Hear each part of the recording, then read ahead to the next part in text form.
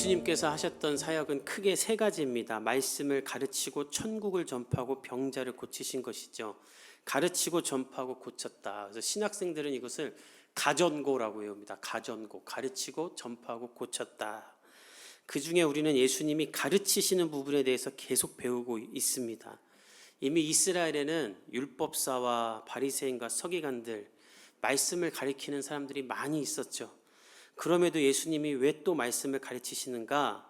종교 지도자들이 가르치는 하나님의 말씀은 순전한 하나님의 말씀이 아니라 왜곡된 하나님의 말씀이었기 때문이에요. 이 종교 지도자들은 하나님의 말씀을 가감없이 전하지 않고 자신들의 생각을 섞어서 말했죠. 순전하게 하나님의 말씀을 받아들이지도 않았고 순전하게 해석하지도 않았고 자의적으로 자신들의 생각을 타서 하나님의 말씀을 해석하고 전했어요. 그러니까 사람들이 혼동스러운 거예요. 뭐가 하나님의 말씀이고 뭐가 하나님의 말씀이 아닌지를 모르는 그런 종교 생활을 한 것입니다. 제가 군대에 있을 때 어떻게 하다 보니까 내무실장을 1년을 했어요. 그러니까 병사들이 저한테 와서 보고를 해요. 무슨 일이 있으면. 근데 그중에 한 후임병은 항상 사실을 저한테 얘기해 주면 되는데 자신의 생각을 섞어서 자기가 해석을 해서 얘기해 줘요. 그럼 저한테 아무런 도움이 안 됩니다. 오히려 이게 잘못 해석하게 되고 잘못 판단하게 돼서 제가 또 위에다 잘못 보고하면 일이 커지는 거예요. 그래서 제가 항상 네 생각은 내가 필요하지 않다. 사실을 말해달라고 말했던 적이 있어요. 하나님의 말씀도 마찬가지죠. 하나님의 말씀을 전해야지 하나님의 말씀을 전하는 사람의 생각과 자신의 의견은 중요하지 않아요. 근데 이들은 하나님의 말씀 속에 자신의 생각 더하기 전통까지 섞어서 말했어요. 그래서 아무도 은혜를 받을 수 없었던 것입니다. 그래서 예수님은 하나님의 말씀을 본래의 목적에 따라 가르치신 거예요. 그래서 신학을 재정립하신 거죠.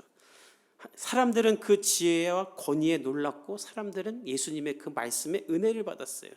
그리고 자연스럽게 종교 지도자들의 가르침은 다 거짓이라는 것이 드러나게 됐습니다. 그러자 이들이 예수님을 죽이고자 했죠. 회개하지 않고 자신들의 사상을 고수하며 예수를 죽여야 우리의 죄가 더 이상 드러나지 않는다 생각하고 예수님을 오히려 죽이려고 했어요. 이들은 이만큼 악한 자들이었습니다. 가식과 거짓으로 하나님을 섬기는 외식하는 자들이었죠. 좋은 옷과 좋은 것으로 치장하며 깨끗한 모습으로 다니지만 예수님 말씀처럼 속은 더러웠고 하나님이 선지자들을 보내 회개하라 그러면 오히려 선지자들을 죽이는 악한 자들이었어요. 그러니 이들에게 배우는 사람들은 더 악한 자가 됐어요. 오죽하면 예수님이 지옥 자식을 만드는 사람들이다. 종교 지도자들을 통해 하나님의 사람이 늘어나는 게 아니라 사단의 사람이 늘어나는 거예요. 그러니까 영적 지도자가 타락하면 나라가 이렇게 무너지는 겁니다. 악한 사람들이 계속 생겨나니까. 우리나라도 마찬가지죠. 우리나라 모든 영역에서 정의가 사라지고 윤리가 사라지는 이유가 어디 있는가? 우리 뉴스를 보면 저는 정말 이렇게 뉴스를 보면서 드는 염려는 이 뉴스를 청소년들이 보면 안 되겠다 싶은 생각이 드는 거예요. 애들이 이것을 이해는 할까? 상식적이지 않은 일들이 일어나니까. 이런 타락이 어디서 일어나는가? 정치인들 때문인가? 아닙니다. 정치인들은 늘 타락했었기 때문에 정치인들이 더 타락한다고 나라가 망하지 않아요. 정치인들의 관심은 나라에 있지 않아요. 권력 유지에 있어요. 유엔에서 의장을 지내신 분이 이런 말 했다 그러죠. 모든 정치인들은 할 일을 몰라서 안 하는 것이 아니라 그 일을 하고 난 다음에 재선이 안 될까 봐 아무 일도 안 한다는 거예요. 무슨 정책을 필 때 다 할 수 있는데 안 하는 이유는 그거 했다가 떨어질까 봐 안 한다는 거예요. 그러니까 정치인들 때문에 나라가 잘 되고 망할 일은 별로 없어요. 나라의 부흥은 교회의 부흥과 함께하는 줄 믿습니다. 우리나라의 부흥과 타락을 보십시오. 우리나라가 부흥했을 때는 교회의 부흥과 함께 가요. 복음이 들어와서 여성들을 살리고 천민들을 회복하고 공부하게 해주고 사회로 나갈 수 있게 해줬고 병원이 세워지고 학교가 세워지고 그러면서 교회가 술 그만 먹고 또 물산 장려 운동을 하자고 일으켰죠. 선교사님들의 기록에 의하면 복음이 들어왔을 때 우리나라 사람들이 술을 얼마나 먹었는가? 고등학교 700개, 중학교 600개를 지을 수 있을 만큼의 돈을 한 해 술로 먹었대요. 그러니까 선교사님들이 들어왔을 때 우리가 학교를 지을 수 있었던 것은 술을 못 먹게 하고 그 술 먹을 돈으로 학교를 또 지었던 거예요. 그러니까 복음이 들어오니까 나라가 선한 것으로 바뀌는 거예요. 악을 억제하고 선을 만든 것이죠. 교회는 이처럼 댐과 같은 거예요. 비가 많이 오면 댐을 지어서 빗물을 조절하죠. 물이 넘치지 않도록 물을 막고 물을 가둬둔 다음에 필요에 따라 물을 흘려보내는 것처럼 교회는 세상의 악을 막는 거예요. 그리고 세상의 악을 선으로 바꿔서 필요한 곳으로 흘려보내는 것이 교회입니다. 따라서 교회가 세상의 소망인 줄 믿습니다. 정치인들은 이것에 관심이 없어요. 오늘 KBS의 다큐멘터리에 제가 이따가 다 보내드릴 건데 카톡으로 우리가 후원하는 세움이 하는 재소자 자녀들에 대한 다큐멘터리를 KBS가 오늘 방영하기로 했어요. 얼마나 이 재소자 자녀들이 사각지대에 놓여 있고 나라가 외면하고 있는지 여러분들도 보시고 많이 홍보해서 이것을 사람들이 많이 알게 했으면 좋겠어요. 이런 일을 다 누가 하는가? 교회가 하는 거예요. 교회가 이 일을 하지 않는다면 누가 하겠습니까? 예수님은 지금 이것을 지적하는 거예요. 그런데 이 일을 해야 될 종교 지도자들이 타락했고 그들이 키우는 사람들도 타락했다는 거예요. 근데 이 타락은 태초부터 시작됐고 앞으로도 타락할 거예요. 따라서 교회가 거룩해져야 됩니다. 교회가 거룩해지지 않으면 세상은 더 악해질 거예요. 근데 너무나 안타까운 건 이 타락이 이미 시작됐죠. 뉴스를 보면 목사가 사기치고 교회 장로가 로비했다고 그러고 권사가 투기하고 이러니 세상이 타락해지기 시작한 거예요. 10년 전에 돌아가신 하용조 목사님이 양재동에서 강의하면서 이런 말 하셨어요. 대한민국 부동산을 잡는 방법은 대한민국 권사들만 부동산 투기 안 하면 된다. 대한민국 사교육 잡는 방법은 대한민국 집사들만 아이들 사교육 안 시키면 된다. 이것을 그 장관들이 얘기했다는 거예요. 편법과 사기와 술수가 정당화된 이 세대 가운데 저와 여러분은 하나님의 사람으로 되어서 거룩할 수 있기를 축복합니다. 세상은 그런 우리를 미련하다고 할 거예요. 너만 그렇게 살아봐라. 너만 계속 가난할 거다. 그러나 하나님은 그런 사람을 세우고 그런 사람을 통해 영광 받으실 줄 믿습니다. 또한 기억할 것은 무엇인가? 특별히 우리 교회 젊은 청년들이 세상에서 만나는 기독교인 어른들로 인하여서 실족하지 않기를 바랍니다. 예수님이 종교 지도자들에게 말했죠. 너희 때문에 사람들이 실족한다. 여러분도 마찬가지예요. 직장에서 만나든 거래처에서 만나든 학교에서 만나든 여러분들이 만난 세상에서 만난 어른들 기독교인들 때문에 여러분들이 흔들리지 않길 바라요. 아, 저분 교회 다니는 분인데 왜 저렇게 하지? 저분 교회 다니는 분인데 왜 나한테 이런 걸 가르치지? 여러분 그것 때문에 여러분들 실족하지 마세요. 제가 청년 사역하면서 그것 때문에 실족하는 청년들을 너무 많이 봤어요. 그냥 여러분 속으로 아, 저분은 예수 똑바로 안 믿는구나 하고 반면교사 삼으시면 돼요. 여러분들 역시 그 사람들 때문에 실족했다면 하나님을 바라본 것이 아니라 그 사람을 봤기 때문에 실족하는 거예요. 실족할 일이 없는 하나님을 믿고 따르기를 축복합니다. 시편 121편 3절에 이런 말씀이 있어요. 여호와께서 너를 실족하지 아니하게 하시며 너를 지키시는 이가 졸지 아니하시리로다. 여러분을 실족하게 하지 아니하실 하나님을 바라볼 수 있기를 축복합니다.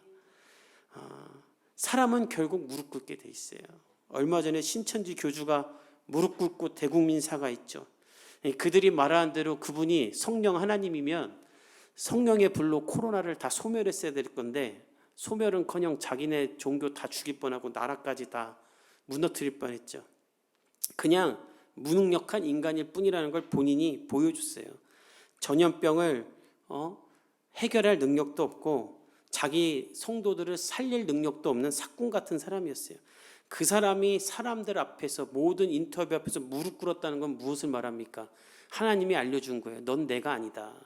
그리고 그들 따르는 사람들에게도 알려준 거예요. 너희 교주는 내가 아니다. 그저 인간이다. 그래서 하나님이 무릎 꿇게 하신 거예요. 그런 사람을 보고 실망하지 않길 바랍니다. 하나님께서는 모든 거짓된 사람들을 심판하세요. 그 본문이 바로 오늘 본문이에요. 우리 37절과 38절을 읽어봅시다. 시작. 예루살렘아 예루살렘아 선지자들을 죽이고 내게 파송된 자들을 돌로 치는 자여 암탉이 그 새끼를 날개 아래에 모음같이 내가 내 자녀를 모으려 한 일이 몇 번이더냐. 그러나 너희가 원하지 아니하였도다. 보라 너희 집이 황폐하여 버려진 바 되리라. 예수님이 예루살렘아 예루살렘아 부르세요. 예루살렘을 마치 사람처럼 의인하여서 부르시는 거죠. 왜 이렇게 부르는가? 예루살렘이란 도시를 보니까 탄식이 나와서 그러는 거예요.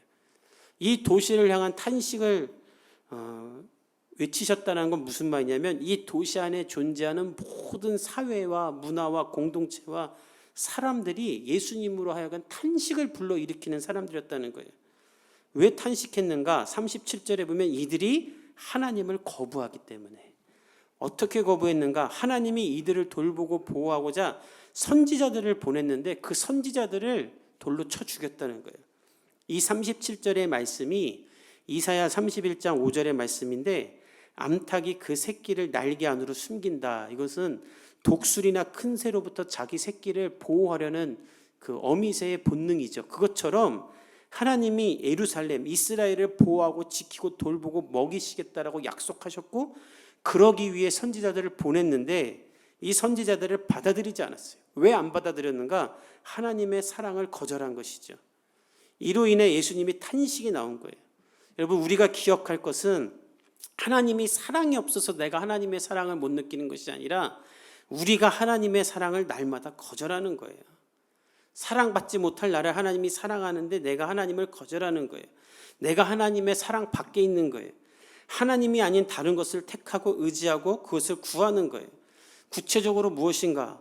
하나님을 위해서는 기도하는 시간 10분도 가지지 못하고 하나님의 말씀을 읽기 위해서는 10분도 읽지 못하면서 돈을 벌기 위해서라면 좋은 사람을 만나기 위해서라면 얼마든지 시간과 물질을 허용하는 우리가 바로 하나님은 거절하고 다른 것은 택하는 거예요. 저는 여러분이 하나님을 거절하지 않기를 축복합니다. 성경을 보십시오. 언제나 우리를 사랑해요. 죄 가운데 있을지라도 우리를 사랑하고 언제나 우리에겐 용서를 전제하세요. 회개해라. 너희의 죄가 주홍같이 붉을지라도 눈같이 이어지며 양털같이 희게 되리라. 언제든지 내가 너를 암탉이 그 새끼를 보호하는 것처럼 나의 알게 아래 두며 너를 복구하겠다. 그런데 사람들은 그래도 돌아오지 않아요. 오히려 그 말을 하는 하나님의 사람을 죽입니다. 이사야, 예레미야, 엘리야, 사가랴 등 하나님의 사람들 다 죽였죠. 오죽하면 엘리야는 여러분 잘 아는 것처럼 850명의 바알과 아세라 선지자들과 홀로 싸워 이기죠. 엘리야는 그때 기대했어요. 야, 이제 세상이 변하겠다. 근데 그렇게 850명과 홀로 싸워 이긴 엘리야에게 주어진 건 무엇인가? 이세벨이라는 여왕이 엘리야 죽여라. 그러니까 엘리야는 놀라운 하나님의 능력을 경험하고 또 죽을 위기에 처해요. 그래서 도망가요. 그리고 엘리야가 너무 비참해서 하나님께 차라리 그냥 나를 죽여달라고 할 정도였어요. 하나님은 이런 이스라엘에게 400년 동안 선지자를 보내지 않았습니다. 하나님도 이들을 떠나신 거예요. 그리고 400년이 지나 이들을 구원하고자 예수님을 보내셨고 그 예수님을 예비할 선지자 세례 요한을 보냈지만 예수님도 세례 요한도 다 죽이는 것이 인간이에요. 언제나 하나님을 버리고 사단을 택하는 거죠. 이 전염병 중에도 하나님을 버리고 사단을 택하죠. 이 난리와 난리 중에 우리가 무슨 소식 듣습니까? 돈과 쾌락을 추구하고 사기치고 죽이고 투기하고 무정하고 아이들 때리고 동성애를 오고하고 낙태와 마약을 허용하기 위한 몸부림의 소리 아닙니까? 가난한 사람들 위해 짓는 집을 가지고 또 투기하는 사람들, 이 얼마나 악해요. 두 손 들고 하나님의 날개 아래로 들어와서 회개해야 될 텐데 여전히 하나님을 배척하고 비난해요. 그리고 교회를 오히려 비난해요.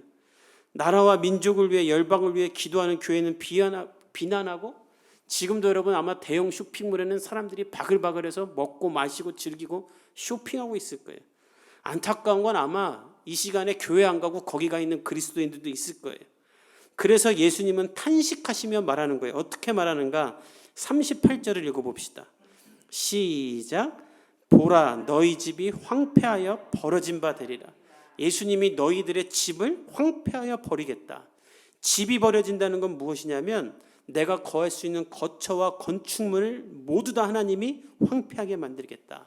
또 하나의 의미가 있는데 이 너의 집이 원문을 보면 너희들 모두의 하나의 집이란 뜻이에요. 너희들 모두의 하나의 집. 그건 무슨 말하는가? 예루살렘 성전을 말하는 거예요. 예루살렘 상에 사는 모든 사람들은 하나님의 성전인 예루살렘 성전을 하나님의 집이라 여기고 나의 성소라 여겼죠. 너희들 모두의 집인 예루살렘 성전까지도 하나님이 황폐하고 버리겠다라는 거예요. 교회당을 하나님이 무너뜨리겠다는 거예요. 이것은 무엇을 말하는가? 하나님이 너희를 떠날 거라는 거예요. 여러분, 우리가 하나님을 원하지 않으면 하나님도 우리와 함께 있지 않습니다. 하나님이 뭐가 아쉬워서 우리와 함께 있겠습니까? 하나님에게 예루살렘이 필요하겠습니까? 예루살렘이 없어도 하나님은 돌과 짐승과 하늘과 바다를 통해 찬송을 받으시고, 아니 예루살렘 멸망시키고 예루살렘 같은 성 같은 거는 얼마든지 다시 만들 수 있는 분이시죠. 다만 예루살렘을 사랑하기에 그들로 하여금 회개하라고 하는 건데, 그들이 그 영광스러운 초대를 거절하자 하나님도 그들을 버리시는 거예요. 보라, 너희 집이 모두 버려지고 황폐해질 것이다. 여러분, 우리가 여기서 기억할 것은 하나님을 버리고 택한 명예와 돈으로 쌓은 나의 평안과 안식은 결국 다 무너진다는 거예요. 하나님 안에서 여러분이 반석과 같은 집을 지을 수 있기를 축복합니다. 개인적이든 국가적이든 하나님은 다 버려요. 왜? 다 악에서 생겨났기 때문에. 죄악에서 생겨났고 죄악위에서 생겨났고 죄악 속에서 뒹굴고 있기에 하나님은 소멸하시는 거예요. 이것을 예수님께서는 확언하기 위하여서 어떻게 말하시는가? 우리 24장 1절과 2절을 읽어봅시다. 시작. 예수께서 성전에서 나와서 가실 때에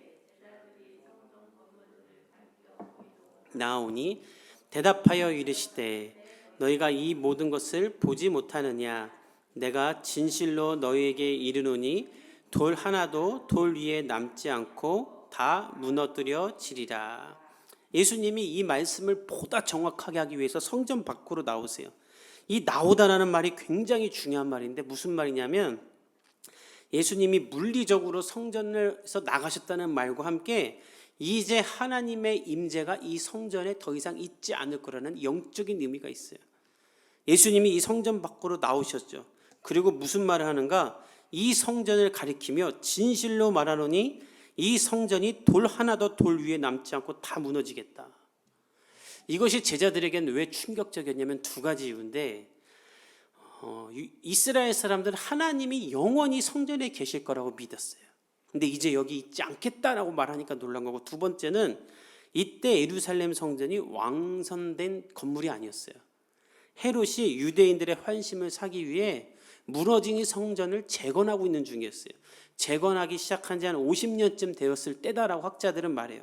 그러니까 건물이 올라가고 있는데 무너질 거라고 하니까 제자들이 이해가 되지 않았어요.